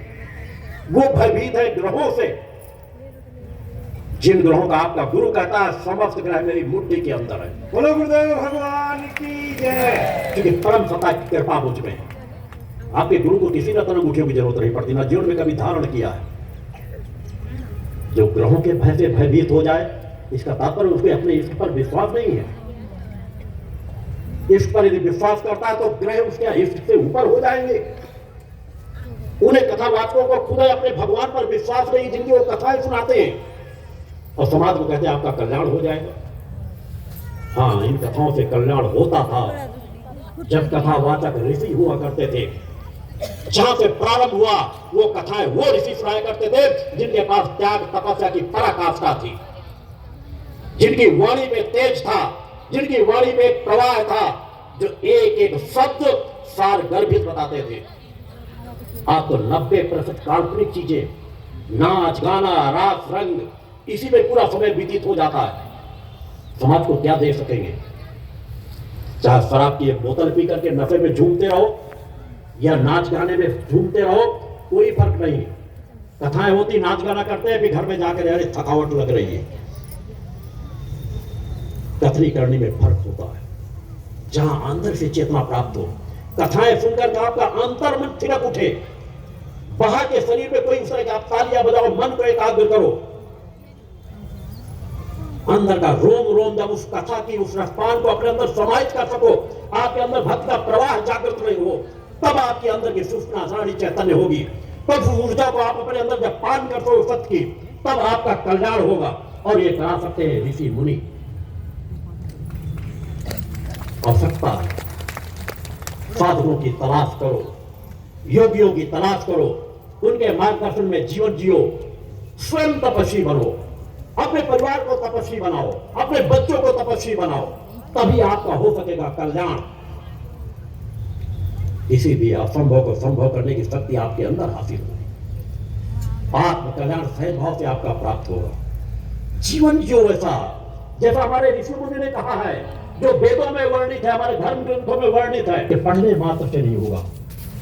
अनगिनत वेद ज्ञानी होंगे, मगर वेदों के अनुसार जीवन जीने वाले दुर्लभ लोग मिलेंगे। वेद तुम्हारे हृदय में फूटने लगते हैं, वेद तुम्हारे वाणी में बैठ जाते हैं, ये तुम तपस्वी बन जाते हो, तुम आत्मज्ञानी बन जाते हो। आत्मावान कोई भी साधक, कोई भी साधिका हो, वेद उसकी वाणी में बैठ जाते हैं। जीवन जियो, जैसे मैंने कहा था कि भक्त प्रहलाद और ध्रुव ने क्या किया था, सबरी ने क्या किया था, सुदामा ने क्या किया था, वैसा जीवन जी करके देखो, वैसी भक्ति हासिल करके देखो, तुम्हें सब कुछ प्राप्त हो जाएगा। ये कलिकाल से ज्यादा सुंदर और कोई समय हो ही नहीं सकता उस परम सत्ताओं से एकाकार करने के लिए, अपने आत्म कल्याण के लिए। क्योंकि जब विषम परिस्थितियां होती हैं तो हमारी इच्छा शक्ति परम सत्ता के चरणों पे और एकाग्र होती है। बस प्रलोभनों के लिए मत करो। हमारी सबसे बड़ी जीवन की समस्या हमारे स्वयं के अवगुण हैं। उन अवगुणों को दूर करने के लिए प्रस्तुत हो, अपने आत्म कल्याण के लिए प्रस्तुत हो, उसके लिए प्रार्थना करो मां के चरणों में। समस्या आधा तो मैं नहीं कहता माँ के चौड़े में मत रखो, मगर ज्यादा व्यथित मत हो। समस्याओं के आने के पहले आपने यदि अच्छा जीवन जिया है, अपनी इष्ट की आराधना की है, परोपकार किया है, पुरुषार्थ किया है, तो एक क्षण भी स्मरण कर लोगे तो परम सत्ता की कृपा आपको प्राप्त होगी। ऐसा जीवन जियो, आपका गुरु ऐसा जीवन जीता है। आपके समान मैंने भी बचपन गुजारा है, मैंने भी उस तरह की शिक्षा हासिल की है, मगर उसके बाद भी शिक्षा पढ़ाई के समय भी मैं समय निकाल के अपनी साधनाएं करता था। एक एक रुपए अगर बचता था, खर्च के लिए भी मिलता था, उसे बचा करके रखता था, उसे साधनाओं में उपयोग करता था। वैसे भाव के अंदर पैदा करो। साधना की सबसे बड़ी पूंजी होती है, तप की सबसे बड़ी पूंजी होती है। वैसे तपस्वी खुद बनो, अपने बच्चों को बनाओ। देखो आनंद आपके घरों में कैसे आता है। तुम स्वयं कल्याण करने में अपना सफल हो जाओगे, तुम्हारे एक एक लोगों के से अनेकों का कल्याण होता चला जाएगा। इसीलिए मैंने ऐसे समाज का निर्माण किया है, साधक और साधिका तैयार कर रहा हूं। जो साधु संत सन्यासी नहीं कर पाते, मेरे द्वारा सभी साधु संत सन्यासी को सम्मान है, मगर आजकल के जिस तरह साधु संत सन्यासी है, मैं उनको पूर्ण नहीं मानता। जो स्वयं अपने लिए धन की कामना करने के लिए लालायित रहते हो, मान सम्मान की जिनको भूख हो, समाज उनका सम्मान करे, जिसको इसके अंदर जिसकी भूख हो, तो साधु संत सन्यासी कहलाने का अधिकार ही नहीं। साधु सन्यासी तो ऐसा जीवन जीता, उसे अपनी सिर्फ परम सत्ता की कृपा की का एहसास रहता है। समाज के मान सम्मान को तो पाने की इच्छा ही नहीं रखता। सम्मान कैसा बर्ताव करता है समाज के ऊपर है। उसकी इच्छा तो एक रहती है कि मैं सतत परम सत्ता की कृपा से जुड़ा रहूं और समाज के अवगुणों को दूर कर सकूं, क्योंकि ये परम सत्ता का ही समाज है और परम सत्ता ने कोई दायित्व सामर्थ्य मुझे थोड़ी भी दे रखी है, तो उस दायित्व का निर्वहन पहले मुझे करना है। परम सत्ता बाद में करेगी, क्योंकि परम सत्ता हम ही को माध्यम बनाती है। यदि हम उस माध्यमों को समझ रहे होते तो हमारे सोमनाथ के मंदिर न तोड़े जाते। तोड़े गए मंदिर, उन्हीं के स्थान के पैसे को बड़े बड़े साधु संत सन्यासी, बड़े हजारों पुजारी खाते पीते रहे, और जब आक्रमण हुआ भगवान उनकी आंखें फोड़ देंगे, कायर बन गए। भगवान हमारे अंदर बैठा है, अगर वो दृढ़ता से उनका सामना करते तो भगवान की कृपा, भगवान की ऊर्जा उनके अंदर से कार्य करती, एक एक साधक हजारों पर भारी पड़ता। मगर हमारा सनातन का सबसे बड़ा दुर्भाग्य यही है, हम जिनकी कृपाओं को पा करके सामर्थ्य को हासिल करते हैं, उस सामर्थ्य को कब कहां किस रूप से उपयोग करना है, वहां पर हम कायरों का जीवन जीना शुरू कर देते हैं। समाज के अनित अन्याय धर्म को दूर हमें करना है। यदि आज हम अपनी क्षमताओं को नहीं लगाएंगे तो आगे आने वाली पीढ़ी, आपके बच्चे उस अनित अन्याय धर्म का शिकार होंगे। अतः समाज को बचाना हमारा आपका सभी का दायित्व है, धर्म है। सजग प्रहरी का जीवन जियो, साधकों का जीवन जियो, आनंद मिलेगी, तृप्ति मिलेगी। आपका गुरु पूरी विश्व मानवता के कल्याण के लिए कार्य कर रहा है। जो सत्य पथ के राही है उनके लिए अपनी साधनाएं समर्पित करता है, और जो गलत रास्ते में है उनको हर पल प्रयास करता है कि वो भी सही रास्ते में चल सके, और न चल सके तो हम परम सत्ता पर विश्वास रखते हैं कि जहां हमारी माता आदि शक्ति जगत जगदम्बा, हमारे कोई भी देवी देवता सनातन के, जहां दया ममता प्रेम करुणा वात्सल्य की खान है, वही सभी अस्त्र शस्त्रों को लेकर रहती है। हम अधर्मी अन्यायों का सामना भी करने के सामर्थ्य अपने अंदर रखते हैं। उस भावना को लेकर के जीवन जियो, हर पल परोपकारी जीवन जियो। कुछ संकल्पों हर पर अपने आप को आबद्ध करके रखो। प्रातः जो दीक्षा के समय आपको संकल्प कराया गया है, उस संकल्प पर अडिग रहोगे तो आपकी गुरु की नित्य की साधना का संकल्प के साथ आप जुड़े रहोगे, आपको उसकी ऊर्जा का लाभ घर बैठे प्राप्त होता रहेगा। जो संकल्प का त्याग कर देता है उसे भी दुनिया का कोई सहारा नहीं प्राप्त हो सकता। उस चीज का सदैव ध्यान। आज भी मैं चाहूंगा कि कुछ संकल्प आप मेरे साथ लें इस शिविर की पूर्णता के समय, जिससे आपकी शिविर की और ऊर्जा का लाभ प्राप्त हो सके। जिन 2 दिव्य महाआरतियों को यहां मैं कराता हूं 2 दिन के शिविरों में, उन आरतियों की ऊर्जा का आप लाभ प्राप्त कर सके, माता आदि शक्ति जगजनी जगदम्बा की कृपा के पात्र बन सके, उस दिव्य धाम से धासम धाम की सभी शक्तियों का आशीर्वाद आपको प्राप्त हो सके। मन मस्तिष्क को एकाग्र करके कुछ संकल्प मेरे साथ करेंगे। दोनों हाथ उठा करके संकल्प करेंगे। मैं नशे मान से मुक्त, चरित्रवान चेतनावान परोपकारी एवं पुरुषार्थी जीवन जीऊंगा। मैं मानवता की सेवा, धर्म रक्षा एवं राष्ट्र रक्षा के लिए अपने जीवन को समर्पित करूंगा। मैं गौ सेवा एवं गौ संरक्षण के लिए अपने जीवन को समर्पित करूंगा। मैं पर्यावरण की रक्षा के लिए वृक्षारोपण को बढ़ावा देते हुए स्वयं वृक्षारोपण करूंगा एवं उन्हें संरक्षित करूंगा। मैं जाति भेद छुआछूत को दूर कर समाज में सद्भावना वातावरण बनाऊंगा। मैं धर्मद्रोहियों, राष्ट्रद्रोहियों एवं राष्ट्र की संपत्ति को किसी भी प्रकार से नुकसान पहुंचाने वाले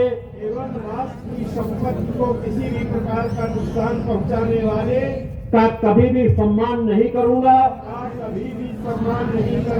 उनके विरुद्ध खुलकर आवाज उठाऊंगा। मैं भक्ति मानव कल्याण संगठन के सभी जन जागरण कार्यक्रमों में पूर्ण मर्यादा अनुशासन नियमों का निर्देशों का पालन करूंगा। मैं किसी भी खाद्य पदार्थ में कभी मिलावट नहीं करूंगा और मिलावट करने वाले लोगों को कानून के दायरे में लाकर सजा दिलाऊंगा। मैं नारी की रक्षा के लिए, नारी के सम्मान के लिए अपने जीवन को समर्पित करूंगा। मैं माता पिता एवं वृद्धजनों का सदैव सम्मान करूंगा। माता पिता को कभी भी अनाथालय या निराश्रित नहीं छोड़ूंगा। मैं कभी भी किसी भी परिस्थिति में स्वयं आत्महत्या नहीं करूंगा, न किसी की हत्या करूंगा। बस ये संकल्प को सदैव जीवन में धारण करके रखो। ये सनातन की हमारी विचारधारा है। इन संकल्पों से हम अपने आप को आबद्ध करके रखेंगे तो परम सत्ता की कृपा सदैव आपके ऊपर बरसती रहेगी। यहाँ के वातावरण में परम सत्ता की कृपा का एहसास करो तो हर पल एहसास होगा।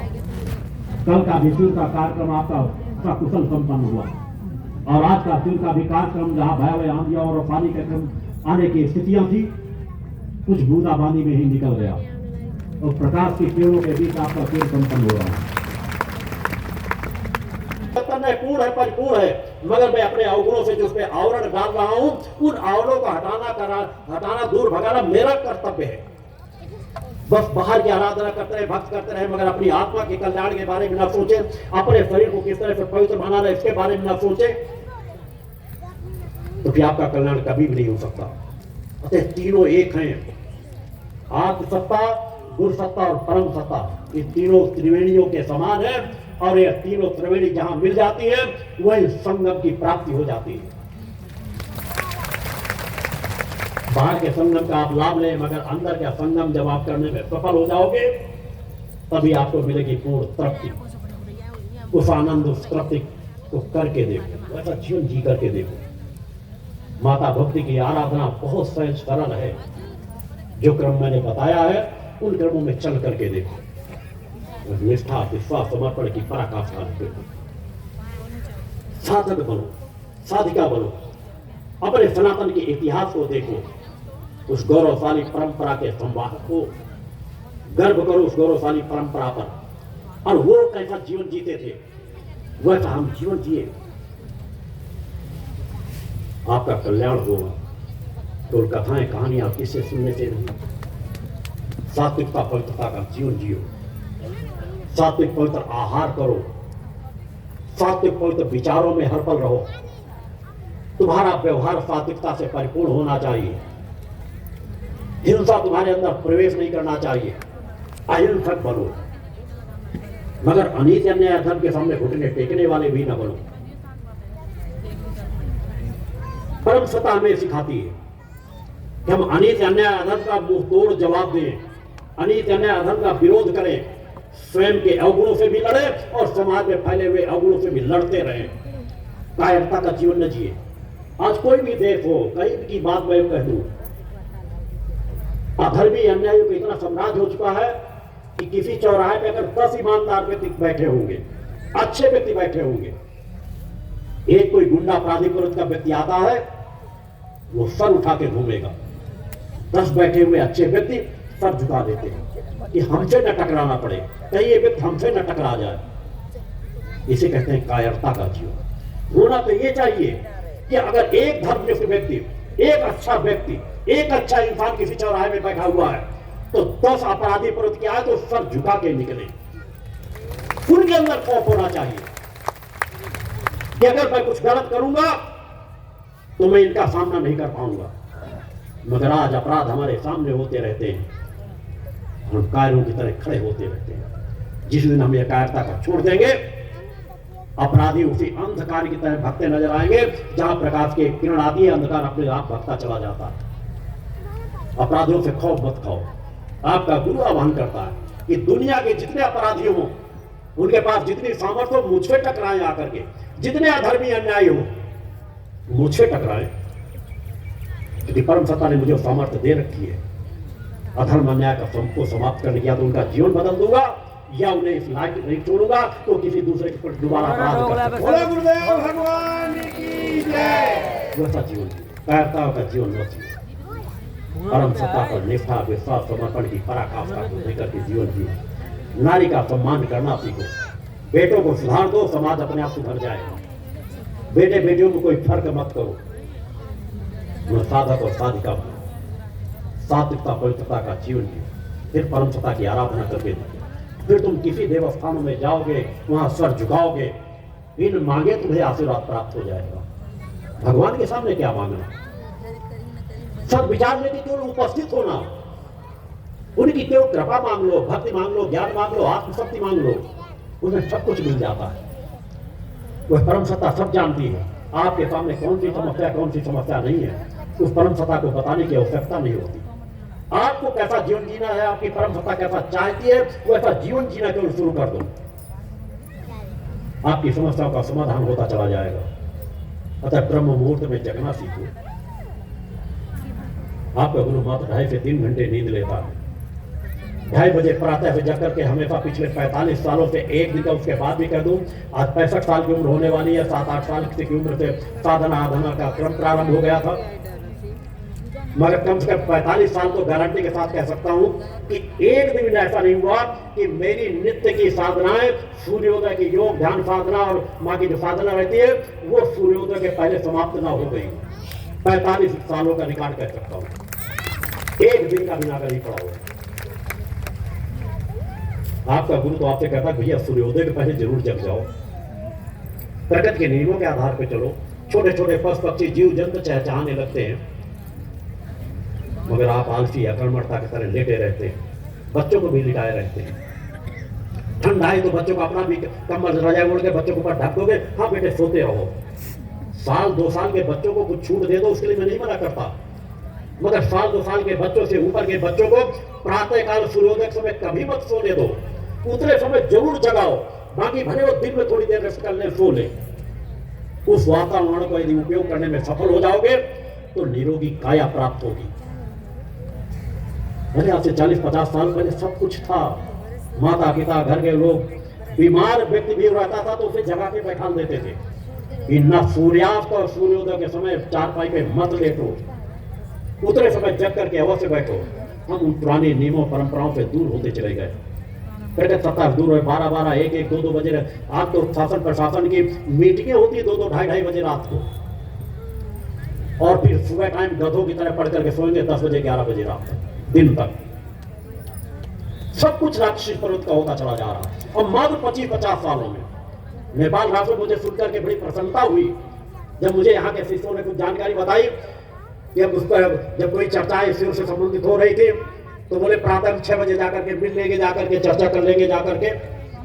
बोला 6 बजे? हाँ बोले, मुझे यहाँ के राजनेताओं से किसी के मिलना हो सुबह 6-7 बजे चले जाओ, वो हर लोगों से मिल लेते उतरे समय। मैंने कहा बहुत अच्छी बात। अंतः पश्चिमी सभ्यता में इतना होता जा रहा है कि लोगों से सुबह 10-11 बजे तक तो मिलने के बारे में कोई सोच भी नहीं सकता, ऐसा वातावरण बन जाता है। तो हम अपनी पुरानी परंपराओं को कायम रखना चाहिए। हम किसी क्षेत्र में हों, हमारी सामर्थ्य परमार्थ के लिए होना चाहिए। हम समाज सेवा के क्षेत्र में हो, राजनीति के क्षेत्र में हो, किसी क्षेत्र में हो, हमें मौका सौभाग्य से प्राप्त होता है, हमारे संस्कारों से प्राप्त होता है। कोई पद हमें संस्कारों से प्राप्त होता है। अगर प्राप्त हो जाए तो अपने कर्तव्य पर सजग होकर के कार्य करो, सजग प्रहरी बनकर के कार्य करो कि मुझे जो दायित्व मिला है मैं कहीं कर्तव्य से पीछे तो नहीं हट रहा। मैं कहीं किसी एक व्यक्ति की मदद कर सकता था, कहीं मदद करने से मैंने अपने आप को रोका तो नहीं। मैं और कुछ क्या कर सकता हूं, वो ऐसा करना शुरू करो, आपको परम सत्ता उससे कई गुना ज्यादा आगे बढ़ाती चली जाएगी।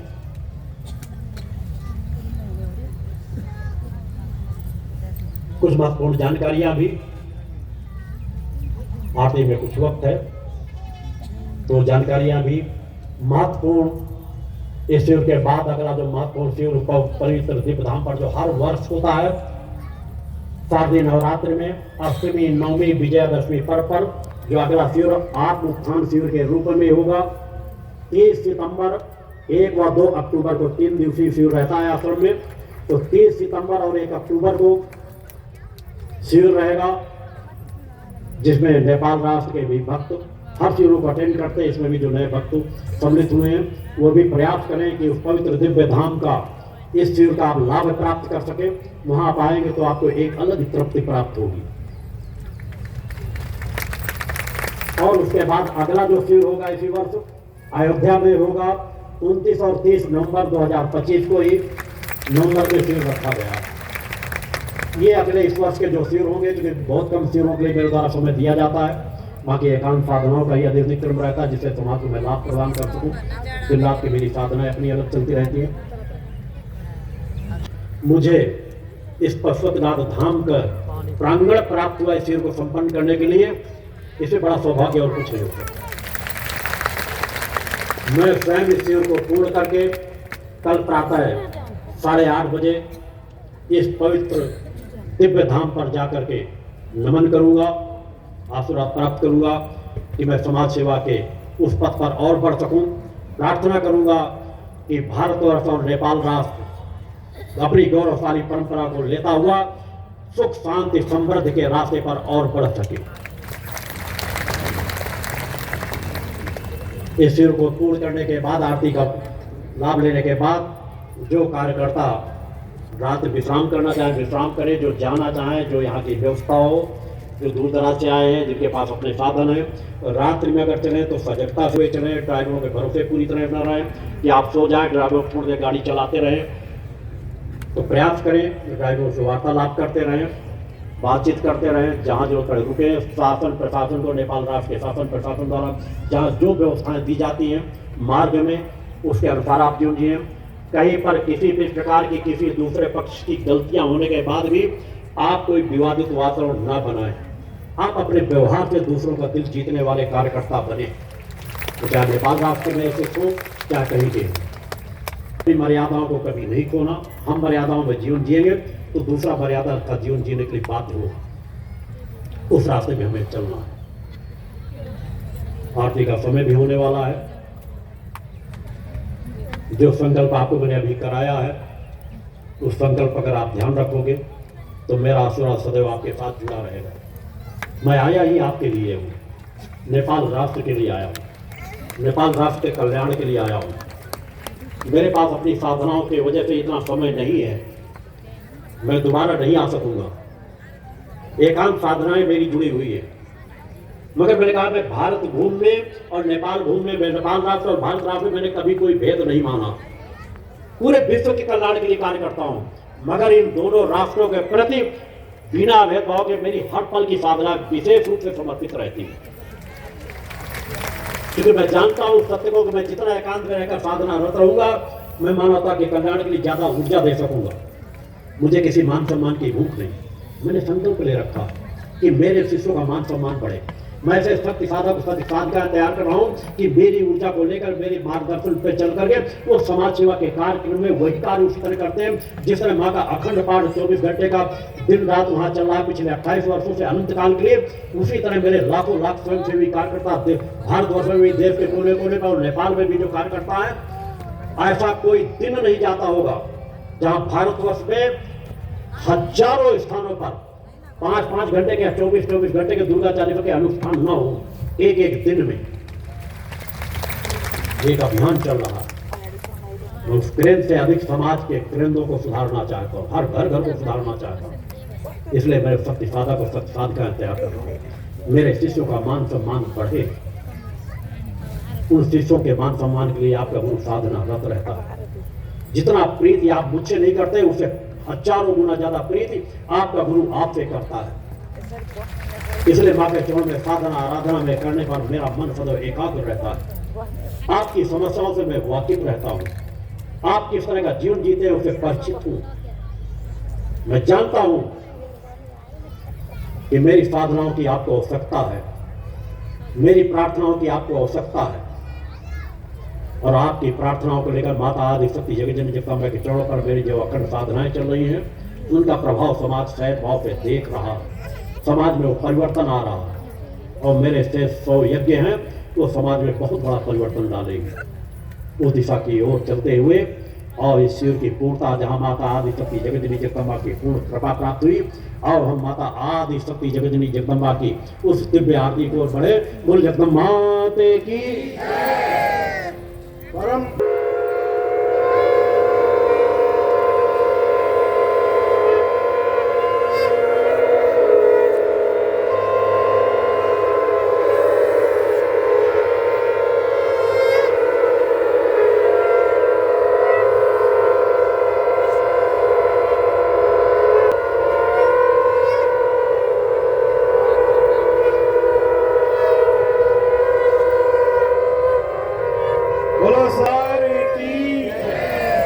नित्य साधना क्रम के मंत्रों का उच्चारण करते हुए चैतन्यता के साथ दिव्य आरती क्रम का लाभ लेंगे।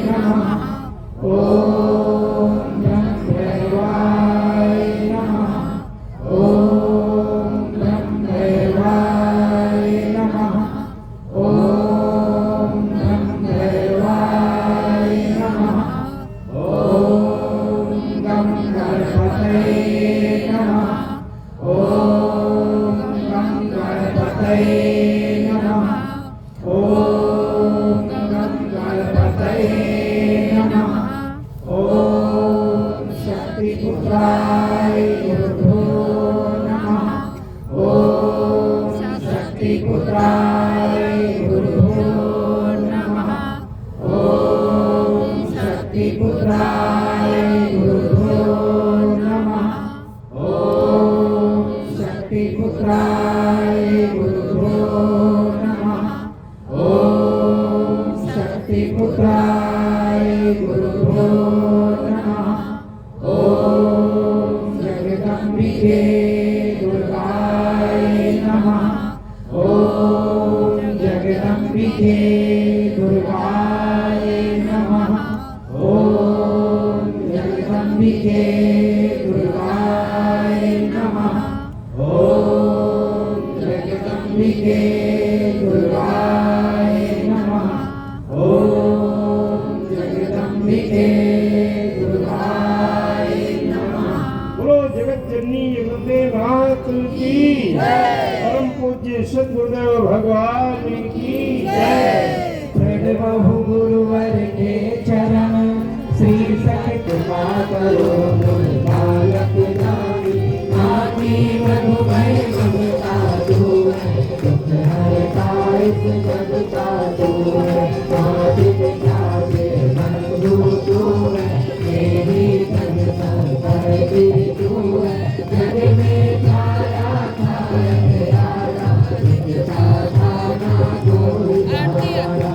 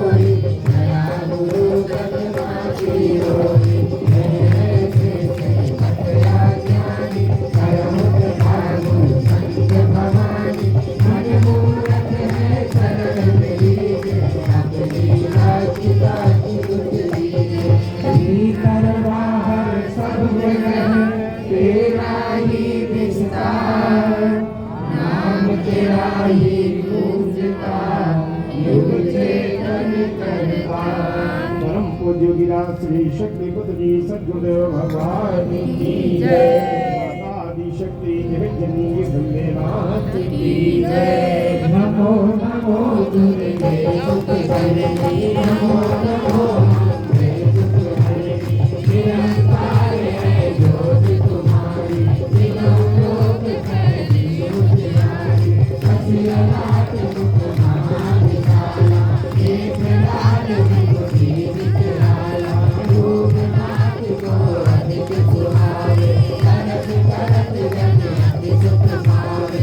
तुम संसार साथी रहे तीनों, कारण हेतु अन्न धन दीना, अन्नपूर्णा हुई जग काला, तुम ही आदि सुंदरी माला। प्रलय काल सब नाशक हारी, तुम गौरी शिव शंकर प्यारी, शिव योगी तुम्हारे गुण गावे, ब्रह्मा विष्णु तुम्हें नित गावे। रूप सरासति को तुम धारा, देश भूत ऋषि मुनि द्वारा, धरा लोक नरसिंह अम्बा, करगट भई हार कर खम्बा। रक्षा कर प्रहलाद बचायो, वीणा कुश को स्वर्ग पठायो। लक्ष्मी रूप धरो जग माई, श्री नारायण अंग समाई। तीर सिंधु में भरत विलासा, दया सिंधु की जय मन आसा। नीलराज में तुम्हारी भवानी, महिमा विचिर जात बखानी। माँ जानकी को पावती माता, भुवनेश्वर बदला सुख दाता। श्री भैरव तारा जगतारे, सिंहनाद भव लोक निवारी। श्री हरिनाम सोर भवानी, लंबोर वीर जगत रघुरानी। करुणे खापर खड़ग विराजे, जागो देख काल हर भागे। सोहे अस्त्र और त्रिशूला, गाजे उठक साथे सूला। नगर कोट में तुम्हारी विराज, तीनों लोक में जनता राज। तुम मन तुम गानो तुम मारे, रघुवीर शंकर संहारे। महिषासुर नगर अभिमन्यु, जय अंगार मैया पुरानी। रूप कराय काली को धारा, नैन सर्प को संहारा। हरि गाल संतन पर जब जब, भई सहाय नाथ तुम सब सब। अमर मुनि और सब लोगा, अब नहीं नाथव रहे शोभा। माला मेरे जोत तुम्हारी, तुम्हें सदा पूजे नर नारी। वेद भक्ति से जो नर गावे, दुख बारे जगत नहीं आवे। गावे तुम्हें तुम्हें मन भावे, जगत वर्णता को सुख जाए। योगी दुर्गम काज तुम्हारी, योगी नमो निज सर्व तुम्हारी। शंकर आचार्य जप तीनों, पावन क्रोध तीनों। इस दिन ध्यान करो शंकर को, पावे तुम रो तुम सब। शक्ति रूप को धर्म समारो, शक्ति गई सब मन पछतायो। शरणागत मुनि कीर्ति बखानी, जय जय जय जगदम्ब भवानी।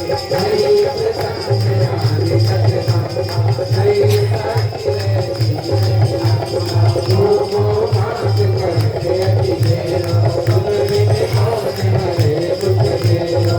आशा कृष्णा निकट सधारे, मोह मदानित सब मिट जाए। शत्रुनाश की जय महारानी, सुमिरहो एक चित तुम्हें भवानी। परम प्रकारे मात दयाला, एक सेठ रे कलम निराला। जग जग जियो दया सतनाम, तुम रहो रस में सदा सुनाम। सुर रचाई कालो कोई लावे, सब सुख भोग परम पद पावे। देवी दास शरण नित नाम,